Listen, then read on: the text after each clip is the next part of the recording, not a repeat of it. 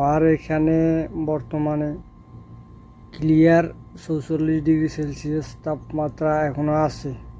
আজকের দিনে পুরো দিনে তাপমাত্রার ছিল 46 ডিগ্রি। হাই গাইজ, আসসালামু আলাইকুম। কেমন আছেন সবাই?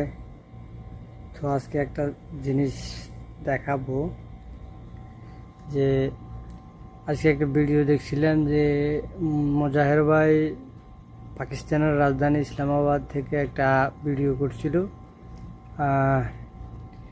যে ওইখানে নাকি দিনের টেম্পারেচার 42 ডিগ্রি সেলসিয়াস দিনের, তাও দুপুরের আগ কিংবা পর এরকমই হইব, তা উল্লেখ করলো আর কি। আর বাংলাদেশের রাজধানীর খবর জানতে চাইছিল।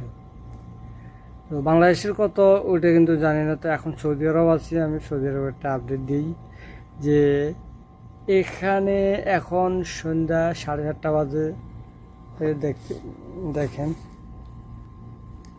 সন্ধ্যা 8:30। আর এখানে বর্তমানে ক্লিয়ার 44 ডিগ্রি সেলসিয়াস তাপমাত্রা এখনো আছে।